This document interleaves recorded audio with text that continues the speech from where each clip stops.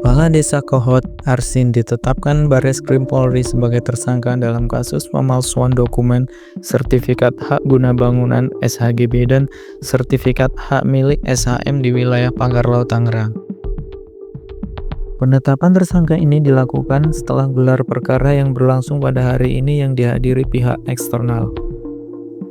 Dalam keterangannya, Direktur Tindak Pidana Umum Bareskrim Polri, Brigjen Juhandani Raharjopuro menjelaskan, dalam gelar perkara tersebut pihaknya sepakat untuk menetapkan 4 tersangka, termasuk Arsin, Sekretaris Desa Kohot, dan 2 penerima kuasa. Juhandani menjelaskan, Arsin sebagai terlapor diduga membuat surat palsu yang dicetak dan ditandatangani sendiri, yang kemudian digunakan untuk mengajukan permohonan pengukuran dan pengakuan hak ke kantor pertanahan Kabupaten Tangerang. Arsin mendapatkan bantuan dari beberapa oknum di kementerian dan lembaga hingga diterbitkan bukti kepemilikan hak guna berupa SHGB dan SHM di atas perairan laut Desa Kohot. Jelas Juhandani dalam konferensi pers di Bareskrim Polri Selasa 18 September 2025.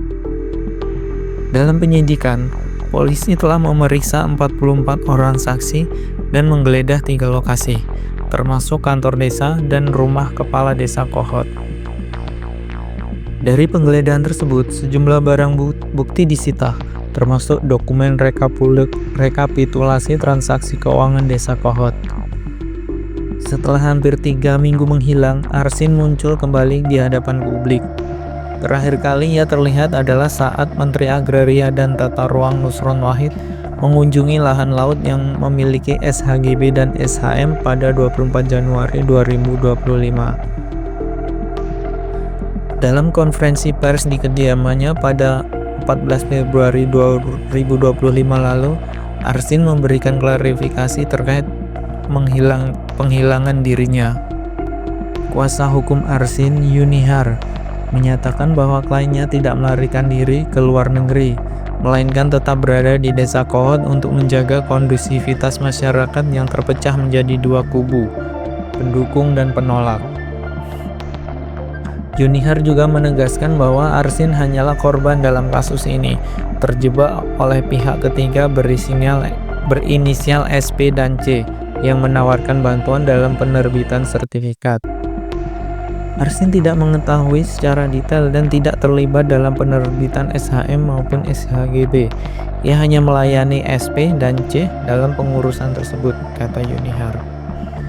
Kepala Desa Kohot diduga terlibat dalam membantu penerbitan surat izin palsu di lahan pagar Laut Tangerang. Namun kuasa hukumnya, Yunihar, menyebut Arsin hanyalah korban. Arsin telah diperiksa sebagai saksi oleh polisi terkait kasus dugaan pemalsuan surat izin proyek pagar laut di Tangerang. Polisi menyebut pemalsuan izin berupa sertifikat hak guna bangunan dan sertifikat hak milik pagar laut sudah terjadi sejak 2021 sampai saat ini. Setelah pemeriksaan, kuasa hukum Arsin menyebut kliennya sebagai korban dalam kasus pagar laut Tangerang tersebut. Menurut dia, Arsin dikelabui oleh pihak ketiga yang berinisial SP dan C dalam penerbitan sertifikat di lahan dekat Laut Tangerang.